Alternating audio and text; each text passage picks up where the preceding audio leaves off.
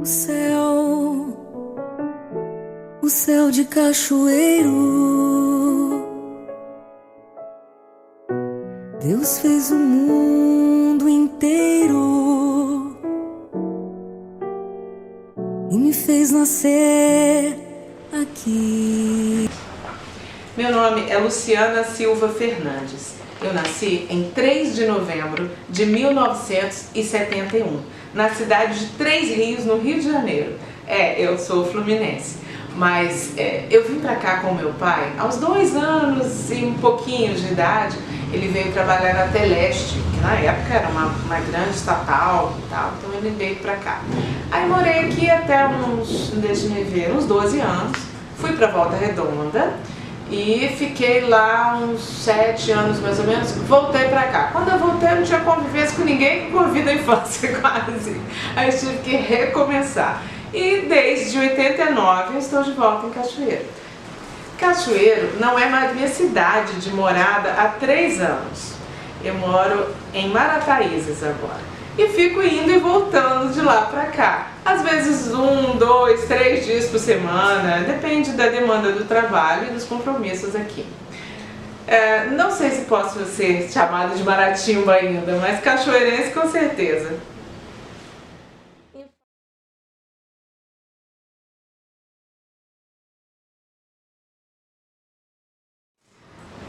Aqui em Cachoeira eu estudei no colégio Patropi, que é um jardim de infância que tinha ali onde hoje é o Shopping Cachoeiro, da família Kenhoff. O colégio Patropi foi um jardinzinho de infância, foi uma época que eu fui alfabetizada, tenho memórias muito gostosas dali. De vez em quando encontro com alguns ex-colegas da época do Patropi ainda. De lá eu estudei no Tio Patinhas. Tio Patinhas eu fiz 3º e 4º ano. Naquela casa antiga linda, que a gente tinha uma mistura de medo da casa por ser um pouco antiga demais, e eu tinha um encantamento muito grande, porque eu gosto de imóveis com história. Depois de lá, a minha dúvida era, ou ia para o Cristo Rei, que era uma tendência natural da época, ou a gente ia para um colégio recém-chegado em Cachoeiro, que era o Nacional, que inclusive era aqui na rua, da Casa da Memória. Depois da Casa do Estudante, funcionou ali um tempo. Aí eu fui para o Nacional. Tivemos assim, época de ter 3 alunos numa sala, 2 alunos numa sala. Então posso dizer que durante esses anos eu praticamente tive professores particulares, que para mim a formação foi muito bom, bem interessante. Aos 12 anos eu me mudei para Volta Redonda. Lá eu concluí o que hoje a gente chama de ensino fundamental e comecei a fazer um curso técnico. Quando eu terminei esse curso técnico, eu voltei para Cachoeiro, dessa vez sozinha, sem a minha família. Eu morei sozinha aos 17 anos de idade, com a diferença de um estado. E vim assim, com a cara e coragem. Não tinha casa de ninguém para ficar, não tinha lugar certo, nem emprego garantido. Mas vim de volta para Cachoeiro, porque aqui eu sentia assim, eu me sentia mais em casa, sabe? É uma sensação de que só quem mora por aqui parece que sente que Cachoeiro é casa, é morada. Depois passei vários anos sem estudar, logo que eu cheguei aqui, e fiz faculdade na FAF, Madre Gertrudes de São José, faculdade, se não me engano, a antiga São Camilo. Depois eu fui fazer um MBA na UVV e fiquei entre Vila Velha e Vitória até concluir esse MBA.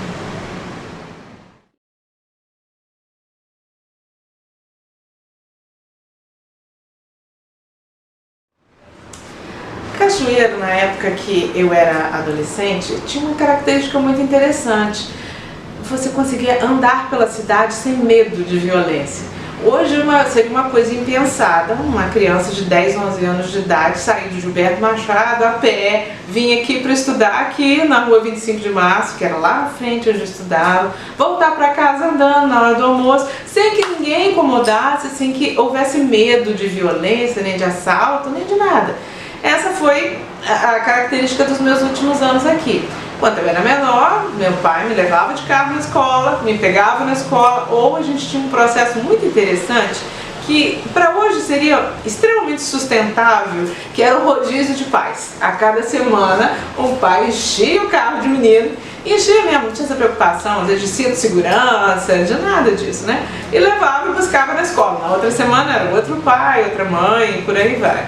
Enquanto a gente era menorzinho. Depois que a gente já conseguia meio que se virar um pouquinho, vai andando, volta andando e pronto. Que eu acho até legal, sabe? Porque hoje em dia eu tenho visto alguns pais que criam filhos de uma forma tão dependente que é quase que se pudesse entrar com um carro dentro da sala e sentar o menino na carteira da escola, eu fazia isso.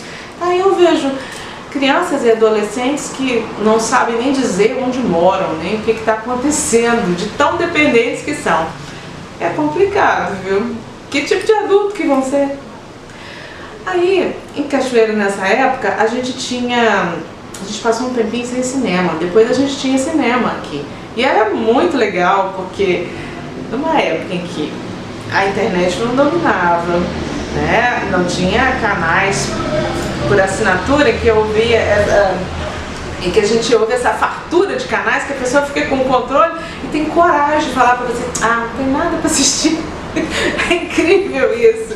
A gente tinha a Globo, o SBT, com os canais, com os horários que passava desenho, que passava o filme, a sessão da tarde, e só. Depois o resto a gente vivia fora da caixa da televisão, não tinha isso.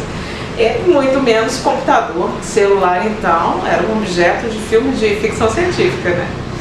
Então a vida era mais leve, as pessoas eram mais próximas, mais olho no olho, sabe?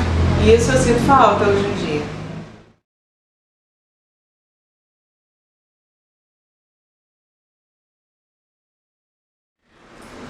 A minha formação acadêmica, ela é basicamente relacionada à comunicação. Quando eu fui lá para o Colégio Volta Redonda, naquela época, dos meus 12 anos, 13 anos, existia uma coisa que agora está voltando no Brasil, e que eu acho extremamente válido, que são os cursos técnicos. Então, a gente, bem novinho, já tinha um encaminhamento profissional, você já sabia mais ou menos o que você vai fazer. Você não ia para uma faculdade sem nunca ter visto nada daquilo. Então, você tinha meio que um laboratório, né?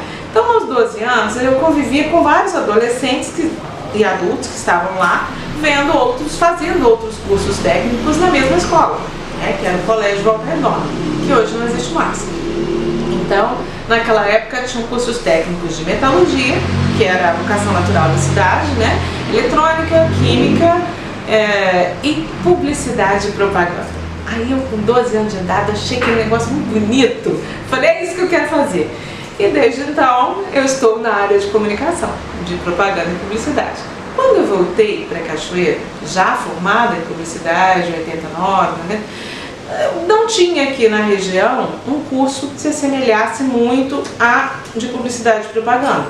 Mas só a Vitória, e era mais complicado, como eu disse, eu morava sozinha, aquela coisa de vida financeira muito apertada, né? Então eu comecei a futucar.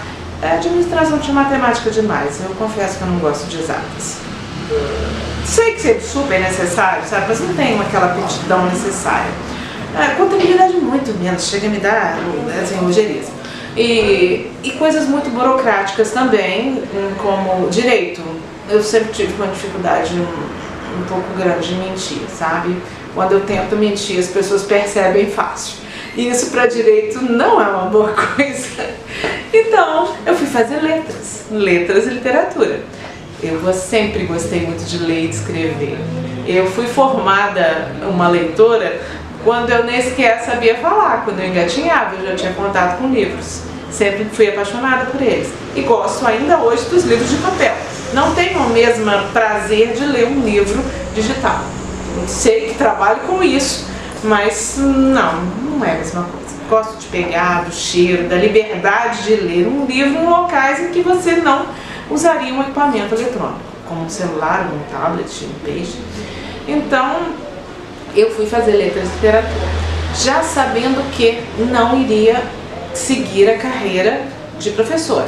Dei aula na época de estágio no que chamava-se Escola Cidadã.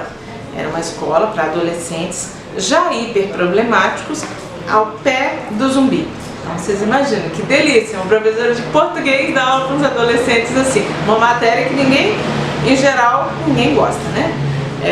Mas foi uma experiência maravilhosa com eles, viu? Eu comecei a ter uma realidade, a me preocupar com uma realidade muito diferente da minha.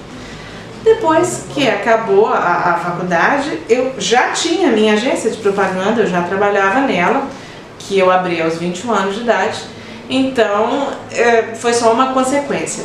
Mas a faculdade de letras me ajudou muito no seguinte: eu era muito bitolada a escrever para a publicidade. E aí a gente acaba tendo um texto de 15 segundos, de 30 segundos, de 60 segundos, em que dizer pouco, criando slogans, por exemplo, é um hábito diário. Só que a gente não usa só isso na vida, né? Então tinha um lado meu de leitora lá de trás que tinha ficado engolido pela profissão. Na época da faculdade a gente conseguiu resgatar isso. Aí esses dois lados convivem hoje muito bem. Gosto de ler, de escrever coisas que não são do meu trabalho de publicidade e utilizo bastante essa bagagem que eu adquiri no meu trabalho. Foi uma combinação bem interessante. Aí não era bastante, já tinha bastante tempo que eu já estava formada em letras, eu queria voltar a me aprofundar em comunicação. Aí assim que terminei a faculdade, me formei em dezembro, em fevereiro eu comecei um MBA em marketing empresarial na UVV. E fiquei os 2 anos seguintes envolvida com ele, entre aulas, TCC, deslocamento, fins de semana. Foi muito interessante para a minha carreira também. Depois disso, intercalo entre cursos profissionalizantes, congressos, workshops, leituras. Estou até precisando fazer uma outra pós, um outro MBA, viu?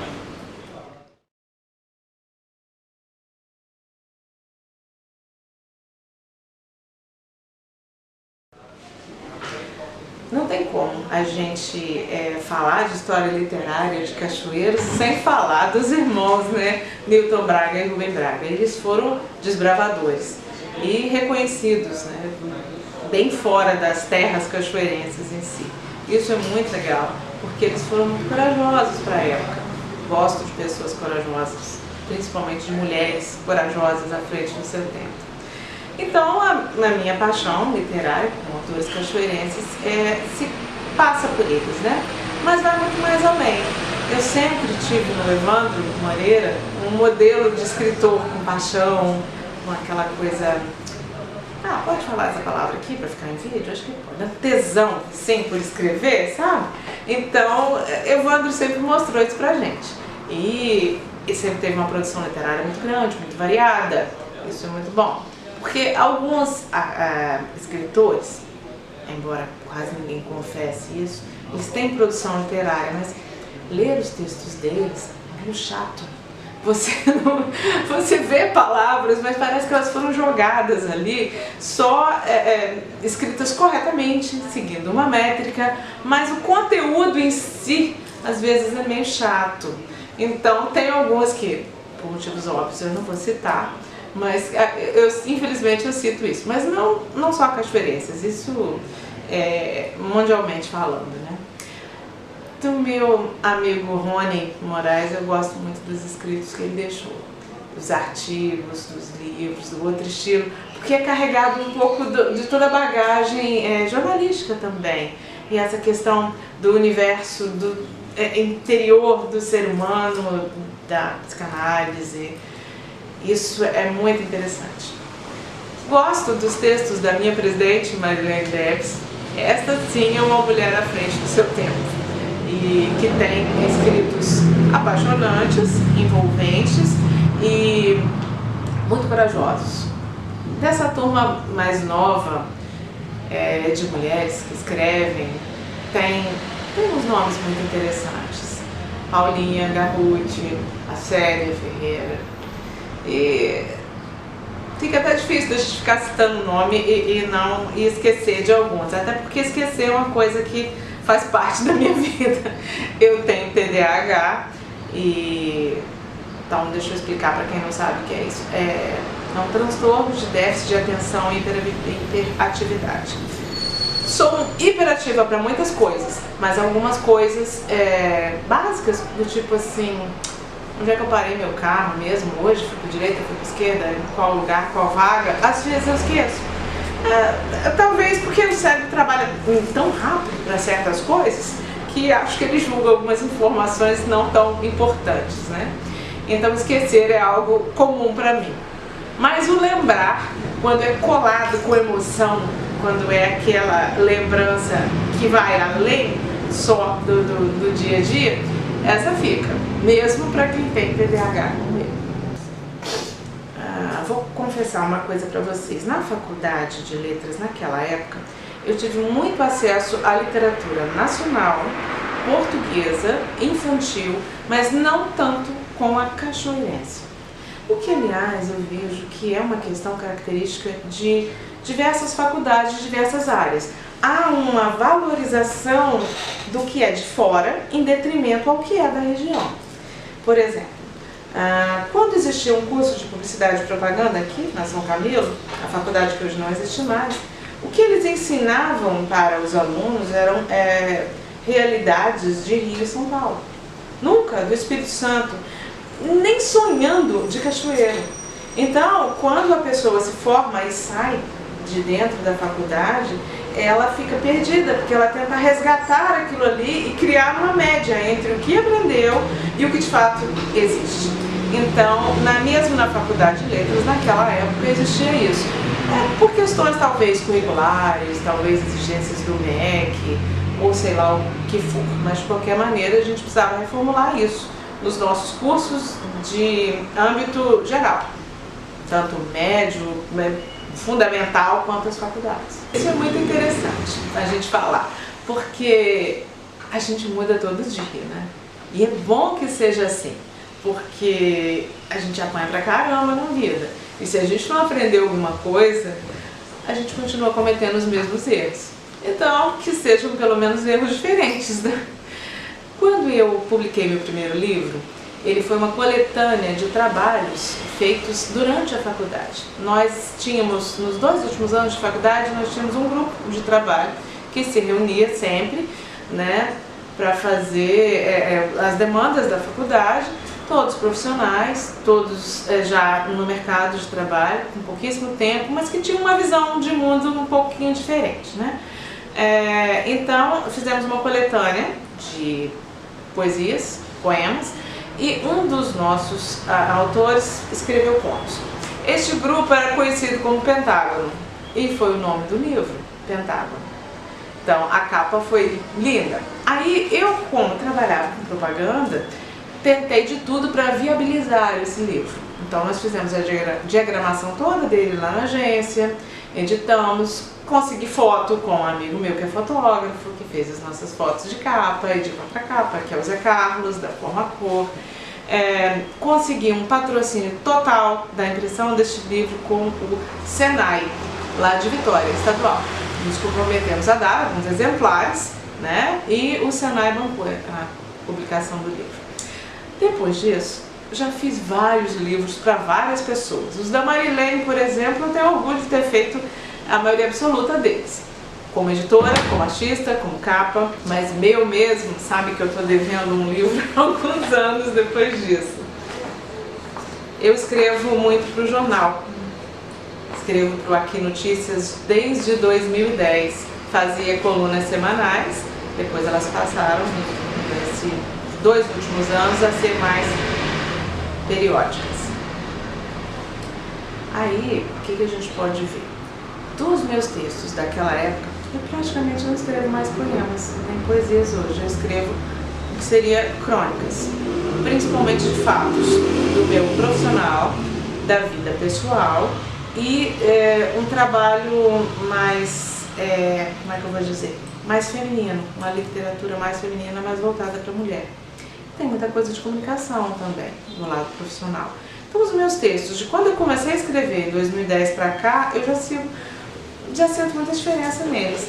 Quando eu me formei, que foi na virada de 99 para 2000, que eu me formei em letras, então nem se fala. O mundo era outro, a Luciana que está falando era outra. O que eu posso dizer é que a gente aprende muito mais do que expõe. Quem escreve, escreve muitas vezes para resgatar algo, para expor algo, para não enlouquecer por completo. É por isso que a gente escreve. e escreve para ser lido. Quem fala que não escreve para ser lido tem algo errado, né? Então a gente escreve para isso. É como se, com o fato de a gente revelar um pouco da nossa essência, a gente conseguisse levar esta essência para a vida de uma maneira melhor. Na faculdade, a gente escrevia poemas e poesias porque era uma forma de se expressar e muito também porque a gente estudava isso, a gente aprendia essa forma de literatura. Isso para nós era natural naquela época, porque realmente era. De sentar assim em lanchonetes, em botequins, esse tipo de coisa, e começar a escrever em guardanapo. Isso para nós era assim, uma vibe muito legal. E como esse grupo que eu te falei, a gente compartilhava, a gente se curtia, era muito interessante. Depois eu passei um tempo sem escrever. Quando eu voltei a escrever, essa questão de escrever sobre o feminino, isso foi muito de tudo que eu passei. Costumava-se falar que mulher inteligente, mulher independente, tem um dedo podre para homem. Então, eu tive esse dedo podre muito tempo.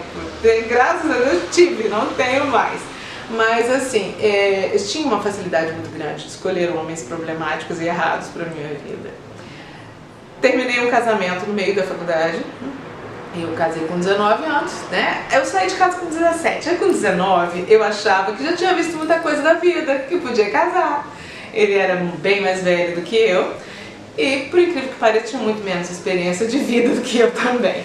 Aí, um belo dia, quando ele profissionalmente achou que estava numa posição superior a mim, embora eu nunca tive essa questão de quem manda mais, quem pode mais, quem é mais escolado, politizado do que o outro. Eu acho que um casal tem que ser duas pessoas que querem ficar juntas, primeiro. As outras coisas são detalhes. Então, um dia que ele achou que eles ganhavam muito mais dinheiro do que eu, que tinha uma posição empresarial melhor do que eu, começou a me trair. Então, eu não gosto de ser traída.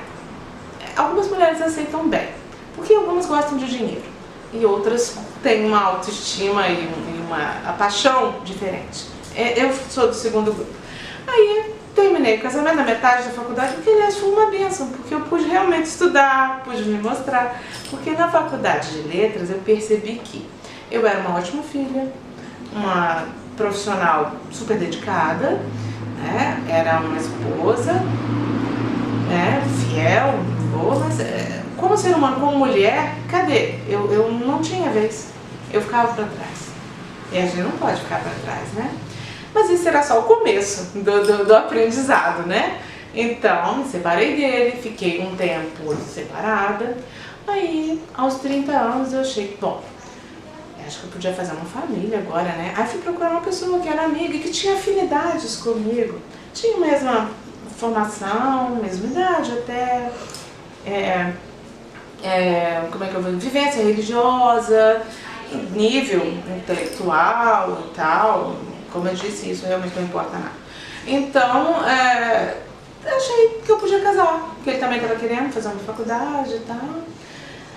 É o pai da minha filha, o pai biológico da minha filha, não de fato, o pai biológico da minha filha, mas também não deu certo. Também me traiu, também era problemático. E por conta desses dois e de mais um namorado que eu tive no meio, mais alguma coisa, eu acho que eu já tenho pelas minhas contas chifre para as próximas 5 reencarnações. Então, já tô safo. Descobri que ser traída não mata. Dói, mas não mata. E que você precisa ter muito mais do que uma dependência de um homem para te fazer feliz. Precisa ser feliz primeiro. Aí depois você encontra uma pessoa, né? Que hoje em dia não necessariamente do sexo oposto. Tem pessoas que são felizes de tantas outras maneiras e eu acho que o que mais importa é ser feliz e não o padrão que a sociedade impôs para isso, né? Então, eu fiquei sozinha um tempo. Falei, chega de estrupice na minha vida. Eu tô atraindo gente errada. Então, se eu tô atraindo gente que me faz sofrer, é sinal de que eu estou emitindo esse tipo de vibração. Tem alguma coisa errada comigo. Eu tenho que parar, me centrar, ver o que está acontecendo para que realmente eu possa entrar num relacionamento. Então, fiquei quase 4 anos sozinha. me diverti horrores. Criei minha filha muito bem, saía para cantar, coisa que isso era impensado, né? Então, eu fazia parte do trio, cantava, botava a cara na reta.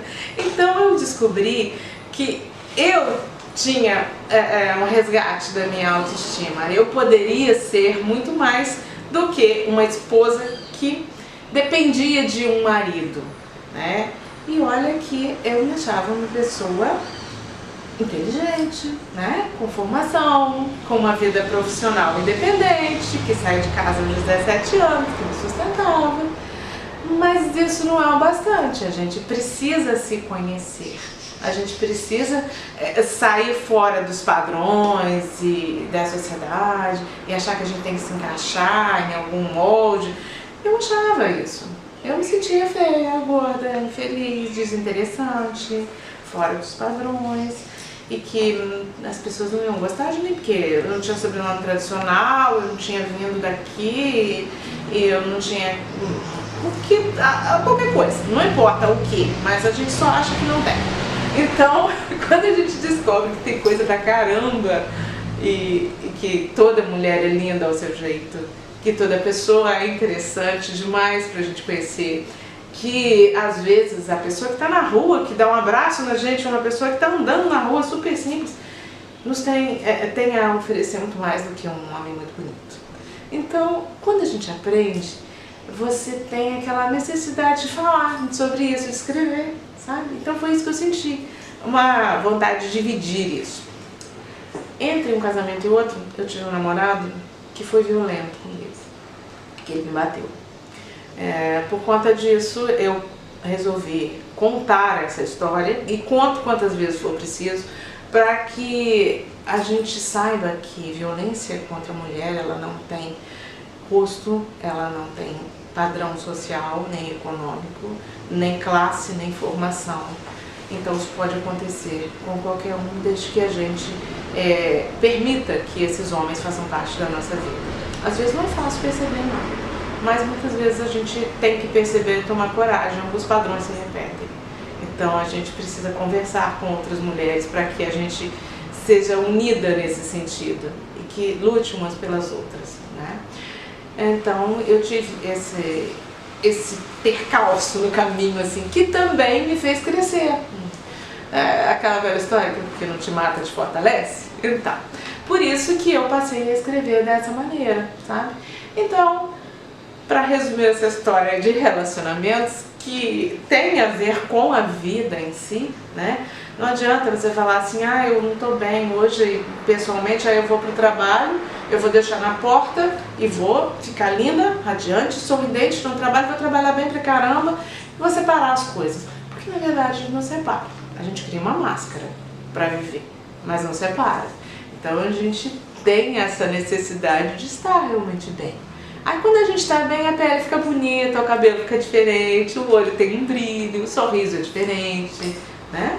E a gente fica bonita pra gente, primeiro. Depois, quem quiser perceber isso e achar isso, ótimo, é lucro, né? Então, quando minha filha, Laura, tinha 5 anos, eu conheci um homem muito interessante, que ele tinha uma história de vida muito parecida com a minha, que é uma pessoa muito agradável, né? É claro que até então você não sabe no que vai dar, né? Que tinha um filho também, que tinha uma história e que queria achar alguém para viver. Eu estou com esse homem há 7 anos. Nós vivemos muito bem, muito felizes, mas, como eu disse, é preciso se permitir também a recomeçar. Se você só olhar para o que ficou para trás, eu teria muitos motivos de não confiar em mais ninguém.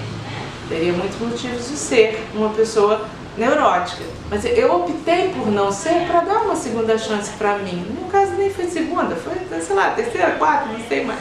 Mas dar uma nova chance. E isso é muito importante. É claro que isso se reflete na vida profissional, pessoal e na literária também. Porque nós somos o fruto do que vivemos.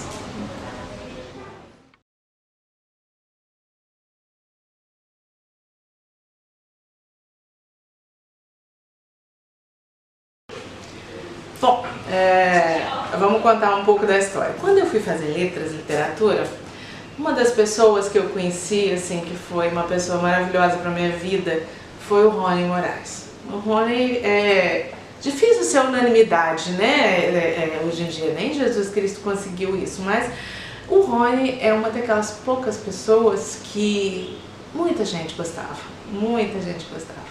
Aí o Rony entrou para a academia. Eu não sei exatamente em que circunstância ele entrou para a academia, né? Entrou junto com Valquíria, na época. E ele falava assim, Lu, você precisa entrar para a Academia de Letras também, você vai gostar, você tem coisa legal para poder colaborar. E o Rony fez faculdade de letras comigo os 2 primeiros anos. Depois ele saiu, mudou para o Rio, foi fazer jornalismo, foi fazer outras coisas da vida, mas ele até quando morreu, ele se considerava colega de faculdade da nossa turma de letras. Então ele falava, a gente precisa fazer um encontro da nossa turma, aquela coisa toda, aquele jeito festeiro do Rony, que é de quem queria viver 20 anos em 5, que ele fazia tudo ao mesmo tempo e se envolvia com muita coisa diferente, coisa de quem parece que sabia que tinha pouco tempo nessa terra, né? Então foi por obra e empurrão do Rony que eu coloquei meu nome para concorrer a uma vaga da academia na época. E entrei junto com Rosângela Ventura. Na época, naquele ano foram 2 vagas. Então entramos. Tenho um apego muito grande à academia. Gosto muito da história, da literatura, gosto de participar, sempre tive muito bom contato com os membros. Conheço vários que são membros, mas que não participam da academia. Eu acho legal esse negócio de participar. Mas já tem uma certa falta de elegância, de educação, você ser contemplado com uma vaga, uma cadeira, entrar numa academia de letras e nunca ter ido a uma reunião, como aconteceu com várias pessoas, né? Então, assim, já que eu vou entrar para fazer alguma coisa, né, eu vou molhar o pé só não, eu vou entrar, vou tomar banho mesmo na história, vou mergulhar. Então, por conta disso, me deram o cargo de diretora de comunicação, para cuidar de fotografia, divulgação, esse tipo de coisa, até porque é uma vocação natural, já trabalhava com isso. Quando o Rony teve um infarto fulminante, faltava pouquíssimo tempo para ele assumir como presidente. Eu seria a pessoa que ia auxiliá-lo na parte de comunicação, Marilene Debs seria a secretária de Rony. E Rony ia promover, dentro da fala dele, uma reviravolta na academia. Aí ele morreu. Eu estava em Minas quando isso aconteceu, tive a família do meu marido mineira, né, dele mineiro, e estava bem longe. Até umas 7 horas da noite ele estava falando com a gente no grupo de WhatsApp. Às 9 ele passou mal, morreu em casa. Então, assim, uma coisa bem fulminante. Aí a gente ficou meio com a posse marcada, né, de um presidente eleito que nunca tomou posse. Aí meio que naquela reviravolta toda, a Marilene foi a presidente escolhida, está fazendo um trabalho maravilhoso na academia. De reviravolta, tanto ou muito mais do que o Rony faria. Bem corajoso, bem atrevido até, e que está marcando uma era. Você pode ver, eu estou olhando aqui para frente, tem vários quadros de presidentes e o rostinho dela é a única mulher que está ali. Sem feminismos à parte, uma mulher tem uma visão de mundo muito diferente de um homem. Seja qual tipo de mulher for, a essência de uma mulher é de ver o mundo de uma outra maneira. Independente da vida sexual que ela tiver, se ela for bi, homo, hétero, ou o que for, ela carrega em si a essência de uma mulher, então ela vê, vivencia e faz as coisas de uma maneira diferente. E a maneira diferente da nossa presidente está sendo muito interessante. Gosto de participar. Aí, quando teve essa reviravolta da morte do Rony, ficou vaga o cargo de primeira secretária também, né? Aquela coisa meio chata de fazer ata, de participar da parte burocrática que realmente eu não gosto de fazer. Mas na época não tinha ninguém para fazer, né? A segunda secretária falou que não tinha condição de assumir, tal. E desde então eu tenho acumulado as 2 funções. Sabe lá Deus como, mas tá indo. Vamos ver até quando vamos.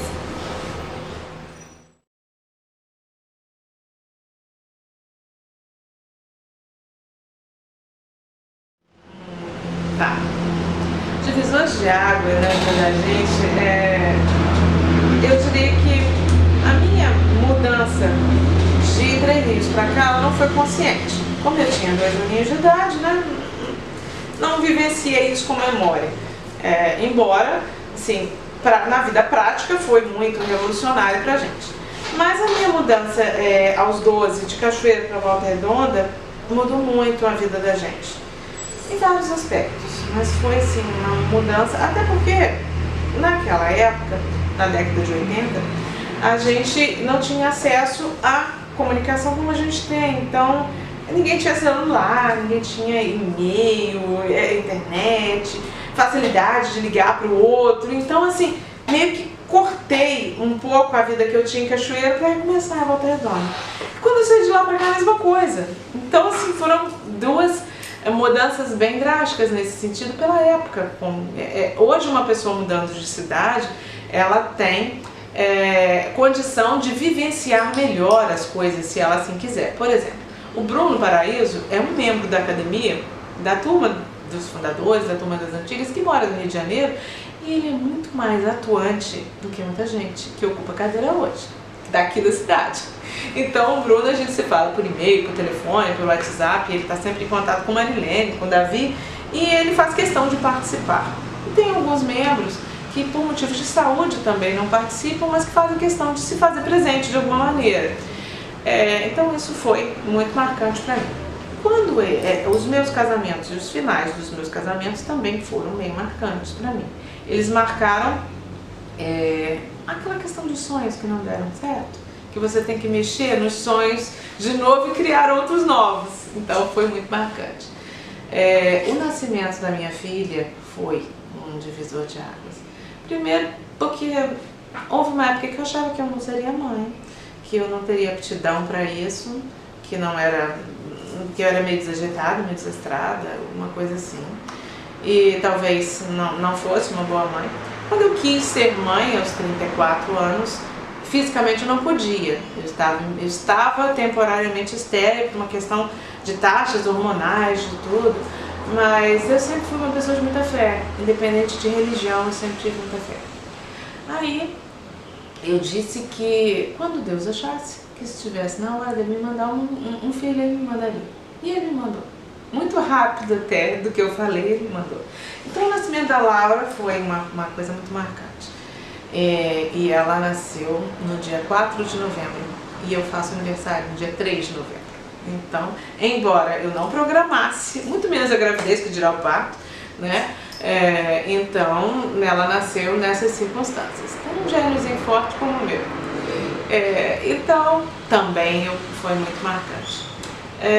Quando eu conheci o Léo, foi uma parte da minha vida que foi bem resgatada. E eu comecei a não caminhar mais sozinha, mas a caminhar verdadeiramente, apesar de ser o meu terceiro casamento. Aí eu soube o que é você viver dividindo uma vida a 2. E vale muito a pena. O amor sempre vale a pena. De que maneira ele for, mas ele vale a pena. Então, foi um divisor da minha vida muito grande. Quando eu mudei de Cachoeira para Marataízes também, eu tive que recomeçar muita coisa na minha vida.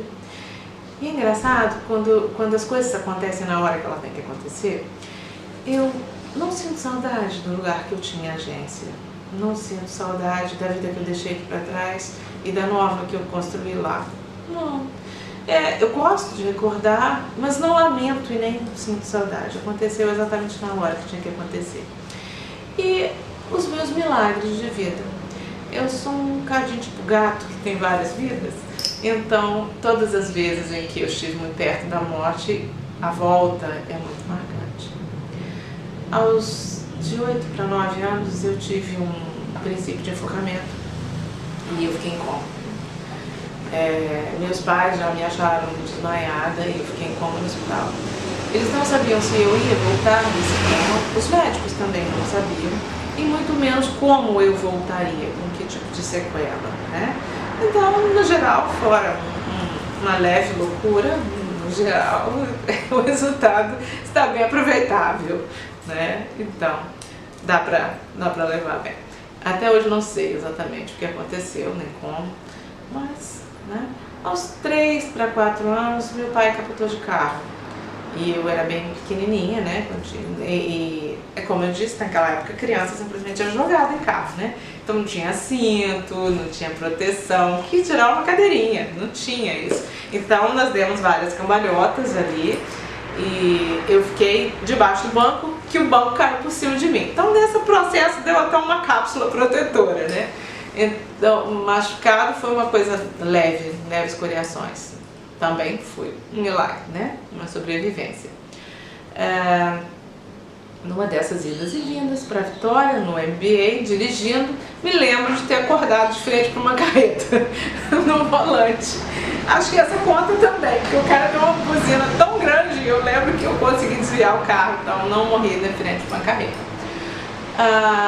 Há exatamente 5 anos atrás, eu capotei na 262 com minha filha. Essa foi um capotamento meio feio, que se é que tem algum bonito, né? Eu estava voltando num feriado de 12 de outubro, aniversário do meu marido dia 14, então a gente estava aproveitando para passar lá com eles. Aí voltamos eu e minha filha, ela tinha 7, estava numa cadeirinha ainda, naquelas cadeiras para crianças maiores, e eu dirigindo. Era coisa de umas 4 horas da tarde e chovia depois de muito tempo sem chover. Então uma chuva grossa que levantou muito o óleo da pista. Quando eu entrei numa curva, na 262, eu perdi o controle do carro, ele aquaplanou. Quando ele aquaplanou, eu comecei a girar na pista. Deus foi tão bom comigo, misericordioso naquela ocasião, que não tinha nem carro, nem nenhum sentido, nem do outro. Então eu pude rodar livremente pela pista. Caí depois na canaleta, o carro virou, aí tinha um barranco, né? Um precipício e barrancos e a gente deu algumas capotadas morro abaixo, né? Quando achamos um toco de árvore, assim, de raiz, o carro bateu com a traseira ali. Aí a tampa do porta-malas saiu e o carro parou, né? Porque senão, sei lá pra onde que a gente ia capotando. Então agarramos ali, com 2 rodas pra baixo e 2 pra cima. As 2 de baixo eram as minhas, né? Aí a porta que ficou a Laura, que ela foi tirada assim, da parte de cima, foi a única que não teve nenhum arranhão, nada. Simplesmente na hora de resgatar, abriram a porta, tiraram ela da cadeirinha, pronto. Para não dizer que ela não se machucou nada, ela quebrou a falange desse dedo aqui, que nós só descobrimos em Cachoeiro depois, né?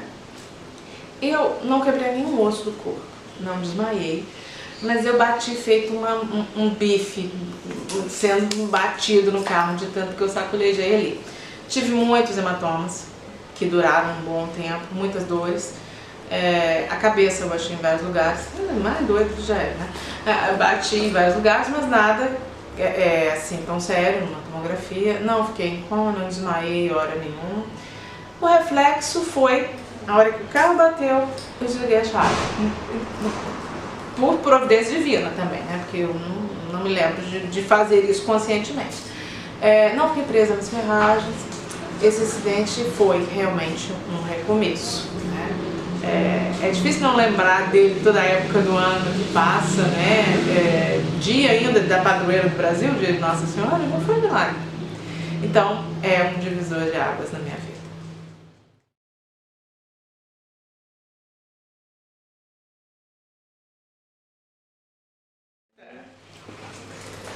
Bom, eu estou precisando escrever mais. Eu tenho pintado mais ultimamente. Tenho pintado aquarelas, tenho desenhado mais, mas eu tenho escrito menos. Estou precisando de novos desafios. Preciso publicar meu livro, meus escritos. Dá para dividir basicamente em 2 essas colunas todas, né? Cláudia tinha até feito isso para mim. Ela escolheu alguns textos em que ela dizia que era uma literatura mais feminina, né? Talvez mais feminista até, e outros eram mais técnicos, mais publicitários, mais mercadológicos, mais marqueteiros. Digamos que eu já tenho material para esses 2 tipos de livro, seriam 2 livros. Preciso criar vergonha na cara, e como eu faço para tanta gente, eu tenho que editar o meu, fazer o meu. É que santos de casa para fazer milagre é mais difícil, mas não é impossível, né? Quanto à vida pessoal, eu acho que um dos grandes segredos da vida é a gente conseguir se reinventar. a cada vez, a cada ano, a cada dificuldade, a cada coisa boa que acontece com a gente. Então a gente precisa se reinventar. Pretendo fazer isso enquanto permanecer por aqui, né? Profissionalmente, pessoalmente, né? Em termos de mercado, para quem trabalha com comunicação, a gente passa por um ano muito difícil, economicamente falando, mas um ano de resgate de muita coisa, de muita mudança, né? Aptidões políticas à parte, ou turma da esquerda, turma da direita, turma do centro, o Brasil precisa retomar o crescimento dele, que foi interrompido e dificultado em muitas coisas, né? Sinceramente, não sei se é com o governo ou o desgoverno, o político ou os não políticos, mas eu sei que cada um de nós precisa fazer alguma coisa, enquanto empresários, pessoas físicas, cidadãos. A gente precisa achar exatamente o que precisa ser feito e fazer, né? Então isso vai modificar daqui para frente, né? A responsabilidade pessoal que cada um tem que ter por muitas ações é que precisa ser diferente. Eu vejo que existe uma preocupação grande com sustentabilidade, com o movimento ecológico, com onde a gente vive, com o planeta. Eu tenho acompanhado um projeto muito interessante aqui da nossa região, que é o Mova-se, que é um projeto de inclusão, né? E aí, através desse projeto, a gente percebe o quanto somos e estamos falhos ainda. Tanto quanto a nossa percepção em relação a quem tem necessidades diferentes das nossas, quanto a cidade e região, o quanto a gente não se preocupa com facilitar e garantir o direito de outras pessoas, que são apenas diferentes de nós. Melhores e piores, tem muito menos coitadinhos, são diferentes e precisam ser respeitadas enquanto isso, né? Então, eu vejo que ultimamente existe um movimento de parte de alguns de nós que se preocupa com isso. Claro que existem pessoas que parecem não se preocupar com nada, muito menos com elas mesmas, né? Mas quanto a elas não há o que se fazer, né? A gente vai tentando fazer o que estiver ao nosso alcance, mas é preciso fazer algo, é preciso sair da nossa comodidade muitas vezes e apatia e fazer alguma coisa, seja pelo cachorro que está na rua, pela pessoa, pelo cadeirante que convive, por aquela pessoa feia, gordinha, pelos óculos, pelo que não tem com quem conversar em casa, pela pessoa que precisa ser abraçada, ouvida. A gente precisa fazer alguma coisa. Então tem que se mexer nesse processo todo.